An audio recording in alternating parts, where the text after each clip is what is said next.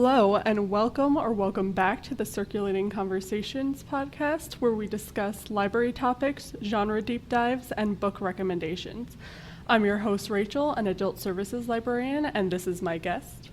My name is Zach Clements. I'm the Executive Assistant at the Leesburg Public Library. Thank you for joining us, Zach. Yeah, thanks for having me. All right, so in this episode, we will be deep diving into the horror genre. So, Zach, I asked you to be here as my guest for this episode because you are a fan of the genre. So what draws you to it? Honestly, I really got back into the horror genre within the last 2 years. And then as I started to read a lot more into the genre and start delving into more of the audio format of it and the print format of it, I realized that I've always actually had a pretty strong connection to horror, ever since I was a kid, because I started reading some of these books, and then I had, these thoughts of oh man, I used to read Goosebumps all the time as a kid, and they were some of my favorite things growing up in the 90s, and I just I loved that these words on a page could make you feel these feelings that aren't normal, Right. It's these senses of dread and the unknown, and it's not something that you are supposed to get in everyday life. And I've just always really been drawn to any sort of media that just gives me a little bit of a pit in my stomach, because it's where else are you going to find it? Right. You're not supposed to do that in the real world. So I really just started getting back into it this year, and I mean, just it's crazy to me with the horror genre how wide it is. And, yeah, it's extremely wide. Yeah, and it's been such a fun time just kind of exploring every facet of horror media, and it's just honestly it's become my personality almost. But I mean it's definitely it's been a lot of fun.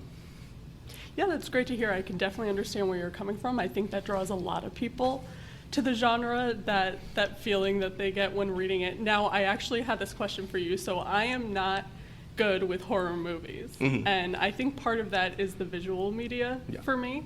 But I can read horror fiction perfectly fine. So let me ask you, because you talked about being unsettled and stuff like that, but do you get genuinely scared from it, bone-chilling scared, or is it more a muted feeling? It really depends, honestly. There's been some times where I've been reading a few authors where it depending on how visual the sentences are, that they do make me feel I feel icky after reading it. But that I really enjoy the reading horror, reading in graphic novel versions better than I do seeing movies, because I like the ability to be able to control what I'm seeing in these books with my mind a little bit better. So you kind of have that ability to crank up the volume or turn it down on what you're actually reading or listening to when it comes to the novels. Yeah, absolutely. So I wanted to kind of go into what the definition of horror is. So horror falls under the umbrella term of speculative fiction. So this is the term for stories with speculative elements that are based on conjecture and do not exist in the real world.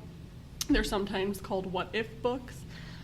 So they will change the laws of what's real or possible as we know them in our current society, and then speculate on the outcomes. So other genres that fall into this are sci-fi and fantasy.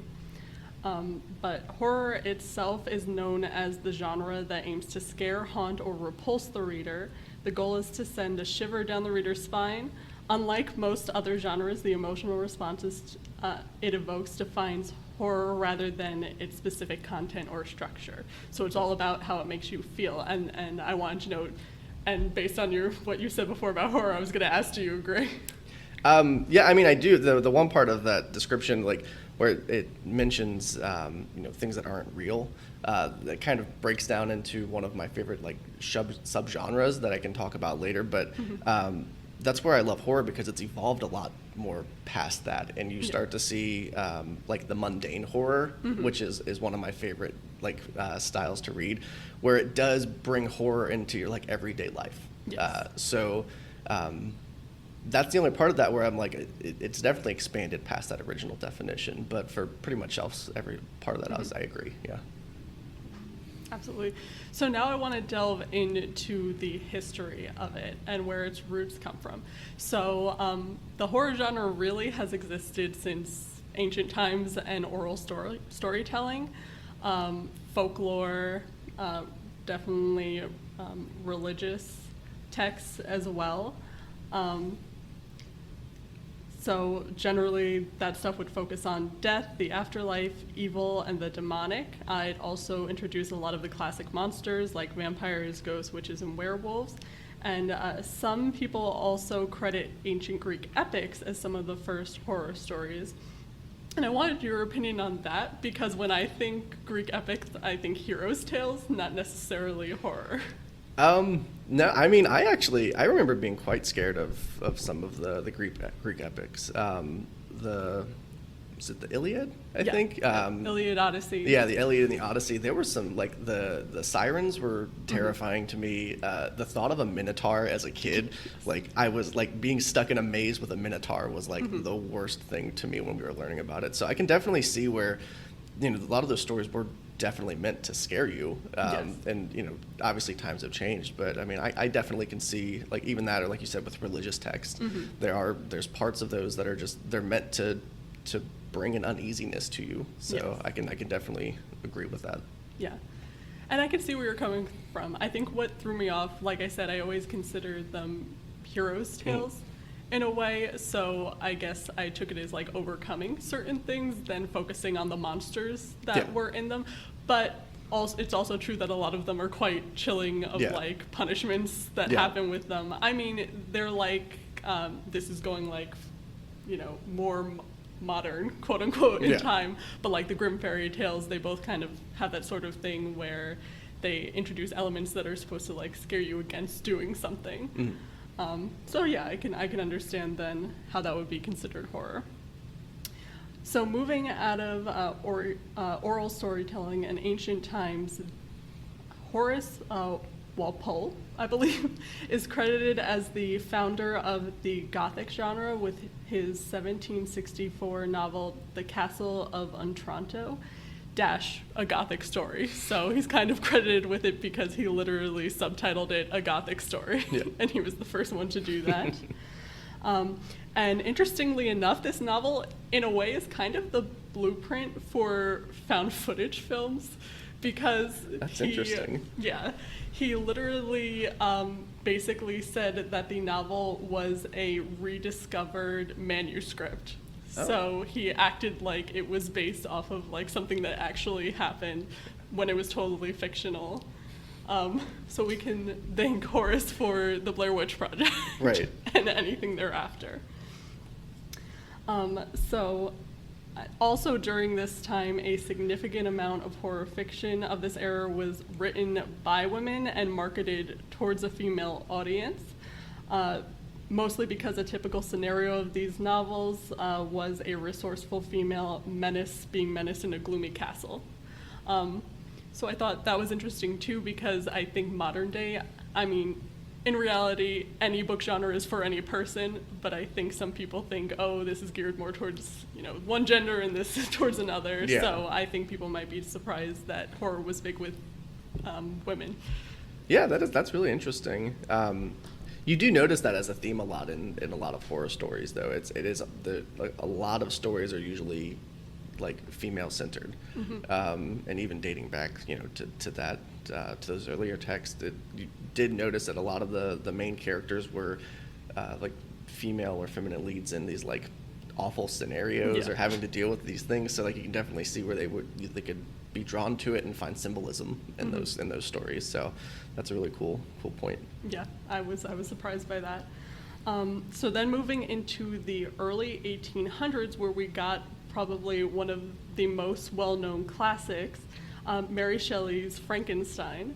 And so that was an 1818 novel, and I was kind of reading about the history of how that came about, and it was pretty interesting. So basically, Mary Shelley, her not quite husband yet at the time, fiance, her sister's lover, and then kind of like a friend of theirs, were all vacationing but they were all stuck inside for like days because of horrible weather. Oh gosh.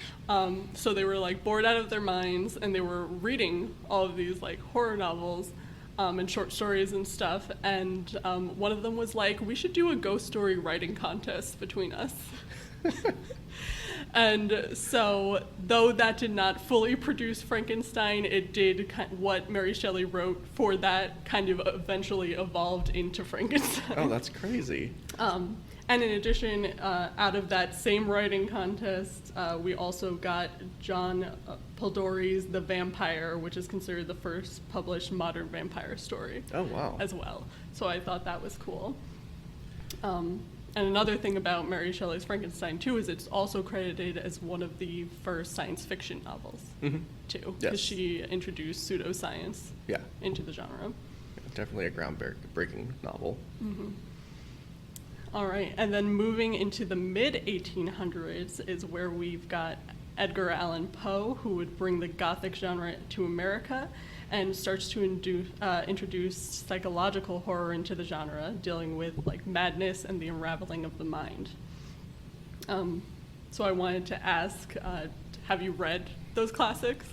I don't want to say I've read a bunch of them, but I mean, I definitely have read quite a few of Poe's works, obviously like The Telltale Heart, and then The Raven.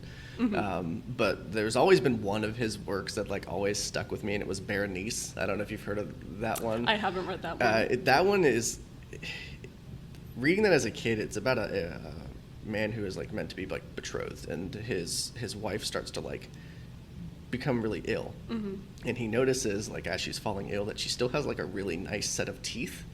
And he starts to become like obsessed with her teeth. And then she passes away, and he's like informed one day that her grave has been, like defiled, and like her body has been dug up. And he realizes that he's like covered in mud and like all these other things, and he has like all of her teeth in his hand. And I was like, that's crazy. Oh, yeah. And I read that. I mean, I was probably, I was at least like 10, I think, but like that was always one that just, it was so gross to me, and like it kind of like changed my like outlook on body horror. And it was like, that's always been a story that like whenever people talk about Edgar Allan Poe, I'm like, have you read like Berenice? Like it's wild. All right. But I definitely appreciate everything that Poe did for the the horror genre in general, but I mean when it came to like gothic stories, I mean he was like the master. Oh, absolutely. Actually, I revisited some of his works, like you said, Telltale Heart, The Raven, and whatever. So one short story that I hadn't read was The Black Cat. Oh, yeah. And I was like, I'm going to read that one. Yeah. And I had such a visceral reaction to it, probably because it involves, like, animal, like, torture. So if you're not okay with that, don't read it. Right, yeah. But I guess maybe I should have known based off the title, but I didn't know, so I was reading that, and I was, like, on the verge of crying. I was like, this is horrible. Yeah. I hate this. Yeah, there's sometimes you'll be reading certain stories, and then, like, obviously that's one of the tropes that you see in horror that's just, like, some people just can't do, and I don't think it's necessary. I mean, like, writing a whole story about it, like, but yeah, it definitely instills that like feeling that you're supposed to get from horror, though, you know, and it did its job really well. So I mean, I guess I can appreciate the work that way. Yes. But yeah, it threw me off. I was like, oh, this one's intense. Yeah. All right, so moving on to the 19th century. In this century, it produced sensation stories and penny dreadfuls, which typically depicted topics such as adultery, kidnapping, and murder.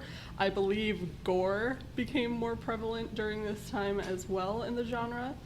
And the genre started to differ from the classic Gothic novels before it by setting stories in more domestic, familiar settings instead of like medieval castles and exotic locations. Then serialized fiction remained popular into the 20th century, which is where authors like H.P. Lovecraft got their start. And then modern horror novels have expanded the genre to include new elements and contemporary themes, especially serial killers and slasher stories became more of a thing. But there are many authors to mention within that time. Stephen King is obviously probably one of the most prolific horror authors of our time. Absolutely. But that is just kind of a general overview of the timeline of horror and how it got to where it is today. So I kind of wanted to go into your opinion and what your favorite themes in horror and subgenres are.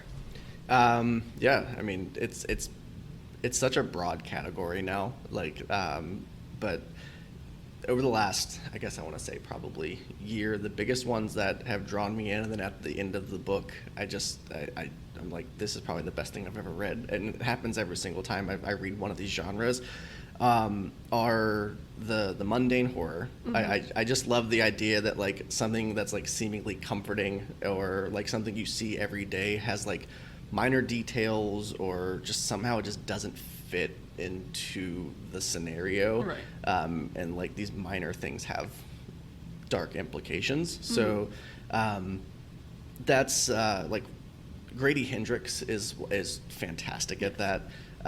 He has a book called Horror Store, mm-hmm. where it just like it's a horror novel that takes place inside of like an IKEA essentially.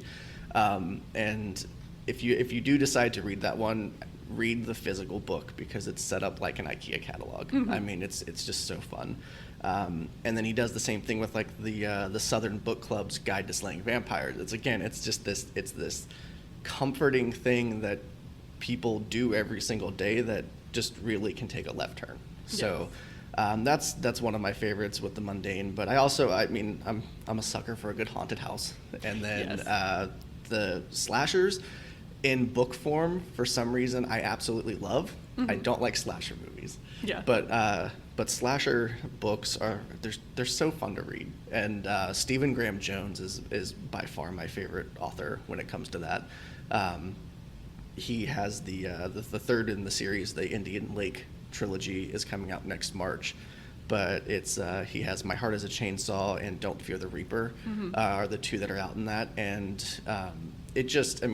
it flips the slasher genre and the final girl genre like on its head. Mm-hmm. And it's just absolutely just a nonstop like fun read with those. Yes. I will have to check that out because I haven't really delved much into the slasher subgenre, but I have seen like My Heart is a Chainsaw. I'm pretty sure that's on my reading list. So. Yeah, it's phenomenal. It is. It's like I haven't had a book that I've picked up and just like I could not stop reading until in years. But the second I started reading My Heart is a Chainsaw, I was like, there's something special about this. And I flew through it in maybe like 2 days. So. All right. You sold me. Yeah. And then I also completely agree with Grady Hendrix. I've also have read the same two novels that you mentioned. And then I'm reading right now what I believe is his first novel, My Best Friend's Exorcism. Oh, yes. Yeah, okay. That's on my list too. I actually have that, and then How to Sell a Haunted House by him that just came out. Those are both like sitting on my shelf, like mocking me because I'm not reading them, but I'll get to them eventually. Yeah, I'm enjoying it so far. I'm towards the beginning. Yeah. But that is probably more like classic horror than what you were talking about the mundane. I mean, it takes place in like suburbia, so it has that going for it. But it's still dealing, with demonic possession and stuff like that. Yeah. So. But yeah, I enjoyed that too, and I probably am also more geared towards like a good ghost story. Yeah. Yeah, a haunted house. Yeah, I like those classics like Shirley Jackson's The Haunting of Hill House. Oh yeah, absolutely. Yeah. Love it. And then of course it was adapted into the show, which I love that too. Although you could say adapted loosely though. Yeah. Because really it just took like names of people and set it in a haunted house. Right. Yeah. So now tell me about some tropes within the genre that maybe you really enjoy or that you don't like so much. The ones I absolutely love, and I'm starting to see it done a lot more, so it's starting to kind of like fall off as one of my favorites, but I love the self-aware final girl stories. Like that's how like My Heart is a Chainsaw is, and where like the character knows what's going on. They have like a deep love for like horror movies and slasher films, and they're saying like this is happening to me in real life, or it has happened to me. Just like another Grady Hendrix novel is the Final Girl Support Group. Kind of like Scream, but in in fiction. Yeah. That's one of my favorites because it it kind of gets past the stuff in the slashers that I don't really like always care about, where the girl doesn't figure out that she's the hero of the story until the very end of it. It's like this is my story and I have to try to like overcome this. So that's one of my favorites. And then I like the supernatural, like the cosmic tropes. Those are always like really fun. And then again, like haunted houses, that's a really big trope that I like. Ones that I really don't care about, though, we talked about it earlier, is the animal abuse and like cruelty, and those, like, they always feel forced to me. I don't think I've ever read a story with animal cruelty in it where it's like, oh yeah, that makes sense to the story. Right. So that one always throws me off. But one of the biggest ones is I do not like when a horror story gives you the same story from different people's perspectives, and they have you reliving like the same day over and over again through different people's eyes. And you're like, we did this already. Yeah. It's like, it's one thing to like tell the story from like different perspectives leading up to the same thing, but and that's what actually happens a lot in the Indian Lake series. You kind of have everybody's story intertwining to one point, instead of like, okay, now the next chapter is how this person saw everything that just happened. Right. So it feels like it just feels really redundant to have to read the same thing over and over again, except for just like the names are changed a little bit. Right. But there's not a whole lot in the horror genre that really like keeps me away from like reading a book. It really just comes down to, as I'm reading it, I get a feeling if I want to finish it or not. Right. I'm pretty good about giving really anything a try when it comes to like different tropes or styles of horror. But that's a good way to look at it. Yeah. Speaking about what you said about hating when it like kind of rehashes from different perspectives, I have not read one like that, but all I'm thinking is like, what if you hate a character and you're just like, why am I reading this again from a perspective of someone I do not care about? That actually happens it was a fun book to read, but Joe Hill has a book called Horns. Oh yes, I saw the movie. Yeah, that's another one where it was very loosely based off of the book. But the book Horns, it's like you get it from the main character's point of view, and then it jumps back like however long in the past, and then it's like the villain's point of view, and like it's not even that the villain is I hate this guy. He's just not a good character. So having multiple chapters where I have to like read about something that happened already from this character who I dislike's point of view is just like, it's like you're trudging through mud to get through. So that's definitely one that like, if I realize it's going to be a theme in a book, it really starts to like turn me off the book pretty quickly. But yeah, it's rough. Now you said you liked a certain aspect of like Final Girls, like you said, like self-aware Final Girls. Can I ask, did you read Grady Hendrix' Final Girls? The Final Girls support group? Yeah. I have read probably like 30 to 40% of it. It's not that I don't like it, it's just that it's on my like e-reader and I just always forget about it. Okay. But I did really enjoy the part that I was reading. Like, okay. Yeah. You have to tell me how you feel about it when you finish, because for some reason that one I wasn't feeling it. No? No.